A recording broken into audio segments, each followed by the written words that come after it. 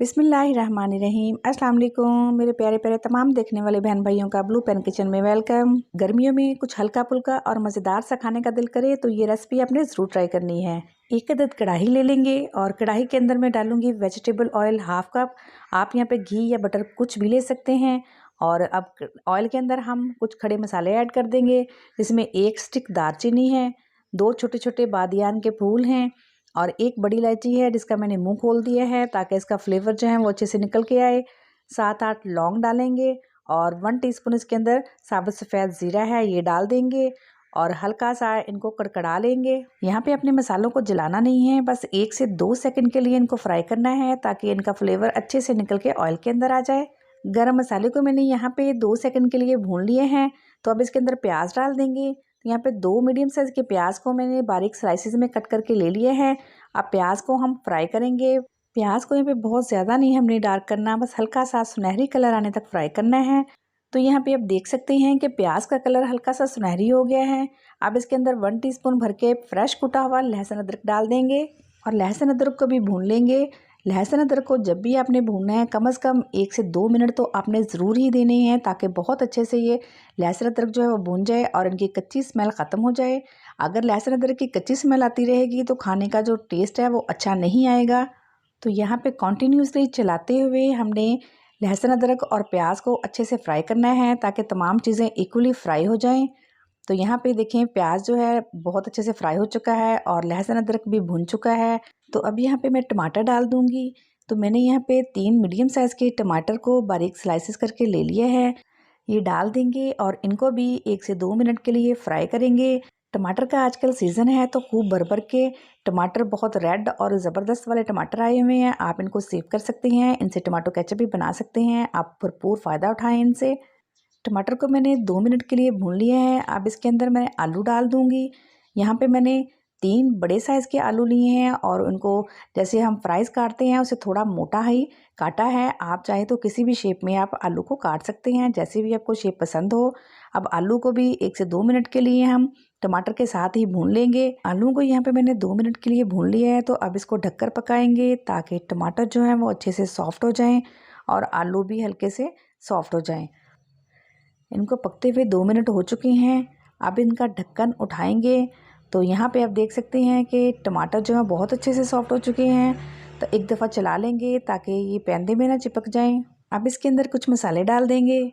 तो नमक डालेंगे 2 टेबलस्पून, हल्दी 1/4 टीस्पून, कश्मीरी लाल मिर्च 1/2 टेबलस्पून, गरम मसाला 1/2 टेबलस्पून। बस ये इतने ही इसके अंदर मसाले जाएंगे। इसे मिक्स कर लेंगे। थोड़ा सा पानी डाल देंगे ताकि जो मसाले हैं वो जले नहीं और अच्छे से मसालों को भी हम भून लेंगे। गर्मियों की दोपहर में जब कुछ भी खाने का दिल ना करे, कोई रोटी सब्ज़ी खाने का दिल ना करे, तो आप ये रेसिपी बनाकर इसको एंजॉय कर सकते हैं। ये बहुत ही ज़बरदस्त है और गर्मियों में तो बहुत ही टेस्टी लगती है। तो यहाँ पे आप देख सकते हैं कि मसाले जो वो बहुत अच्छे से भुन चुके हैं और टमाटर भी अच्छे से मैश हो चुके हैं। जब प्याज, टमाटर और आलू बहुत अच्छे तरीके से भुन जाएं तो फिर इसके अंदर डालेंगे हम बारीक कटी हुई छोटी और तीखी वाली 3 से 4 सब्ज़ मिर्चें बारीक काट के और एक अदद इसके अंदर हम चिकन क्यूब्स डाल देंगे ताकि इसमें बहुत अच्छा सा चिकन का फ्लेवर आए। अच्छे से मिक्स कर लेंगे। आप इसके अंदर पानी डाल देंगे। तो पानी जो है वो मैं यहाँ पे 3.5 ग्लास डालूँगी। मैंने 2 ग्लास चावल लिए हैं और 2 ग्लास के हिसाब से 4 ग्लास पानी बनता है, तो मैं आधा ग्लास जो है पानी वो कम डाल दूँगी क्योंकि मैंने चावलों को 20 मिनट पहले भिगो दिया था और उनको भिगे हुए 20 मिनट हो चुके हैं। इसके ऊपर से कवर कर देंगे और पानी में अच्छा सा बॉयल आने देंगे। तो यहाँ पे आप देख सकते हैं कि पानी जो है वो बॉयल हो चुका है। तो अब इसके अंदर हम डालेंगे चावल, जिसको मैंने 20 मिनट पहले भिगो दिया था। ये 2 ग्लास चावल हैं और इसका मैंने पानी जो है 3.5 ग्लास डाला है। तो आप अपने चावलों के हिसाब से इसके अंदर पानी डालेंगे। 2 से 3 पानी से चावलों को अच्छे से वॉश करके फिर मैंने भीगने के लिए छोड़ दिया था। अब इसको हल्के हाथ से यहाँ पे हम हिलाएंगे। बहुत ज़्यादा हमने हिलाना नहीं है क्योंकि चावल जो हैं वो ज़्यादा भीगे हुए हैं तो वो टूटने का डर रहता है। तो बस जी यहाँ पे इसे कवर कर देंगे और फिर से हम बॉयल आने का वेट करेंगे कि पानी में जब तक बॉयल नहीं आ जाता। तो यहाँ पे आप देख सकते हैं कि पानी में बॉयल आ चुका है।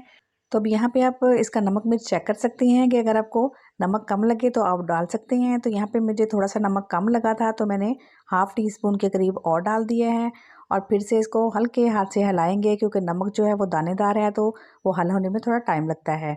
कवर कर देंगे और पकने देंगे जब तक कि चावल का पानी जो है वो तकरीबन खुश्क नहीं हो जाता। तो यहाँ पे हम चावल चेक कर लेते हैं। तो आप देख सकते हैं कि चावल जो है वो हाफ़ डन है और हाफ़ अभी कच्चे हैं। तो चावलों के अंदर पानी भी देख सकते हैं कि बहुत ही कम मौजूद है। अब इसके लिड पे हम रुमाल लपेट के इसको कवर करके रख देंगे। तकरीबन 15 से 20 मिनट का हम दम लगाएंगे। चावलों को दम पे रखे हुए 20 मिनट हो चुके हैं तो अब इसका लिड हटाएंगे। चावलों पे जब दम आ जाए तो चूल्हे को बंद करके आप लिड को ऐसे ही कवर रहने दिया करें। थोड़ी देर बाद इसको हिलाया करें वरना चावल जो है बहुत जल्दी टूट जाते हैं। तो यहाँ पे आप देख सकते हैं हल्के हाथ से हम ऊपर ऊपर से हम जो चावल है वो हिला रहे हैं। तो ये देखें बहुत ही बेहतरीन से चावल जो हैं वो गल चुके हैं। तो आलू भी आप देख सकते हैं कि बहुत ही अच्छे से सॉफ्ट हो चुके हैं, गल चुके हैं, ना तो ये टूटे हैं और ना ही मैश हुए हैं और बहुत ही प्रॉपर तरीके से ये गल चुके हैं। तो चलिए जल्दी से हम बहुत ही ज़बरदस्त से आलू पुलाव या आलू वाले राइस को हम सर्विंग प्लेट में निकालते हैं। तो अल्हम्दुलिल्लाह अल्हम्दुलिल्लाह हमारे बहुत ही ज़बरदस्त से आलू राइस आलू वाला पुलाव बनकर तैयार है जो कि गर्मियों में बहुत ही ज़्यादा बनने वाला हल्का फुल्का और टेस्टी और ज़बरदस्त सा पुलाव है जिसको बच्चे और बड़े सभी बड़े शौक से खाते हैं। गर्मियों की दोपहर में जब आपका कुछ भी खाने को मन ना करे तो आप ये ज़बरदस्त सा आलू वाला पुलाव बनाएं और साथ में इसके बहुत ही ज़बरदस्त सा रायता बनाएं और इसको गर्मियों की दोपहर में इंजॉय करें। यकीन माने आपके घर वाले, आपके बच्चे, आपके बड़े सभी बहुत खुश हो जाएंगे और बहुत ही शौक से खाएंगे क्योंकि ये बनता ही बहुत टेस्टी और ज़बरदस्त है। आपने ये रेसिपी तो ज़रूर ट्राई करनी है और बताना है कि आपकी ये रेसिपी कैसे बनी और आप किन किन शहरों से वीडियो को देखते हैं ये भी बताइएगा। रेसिपी पसंद आए तो लाइक एंड शेयर ज़रूर कीजिएगा। सब्सक्राइब करके चैनल को सपोर्ट ज़रूर कीजिएगा। अपना रखिएगा बहुत सारा ख्याल। अल्लाह हाफ़िज़।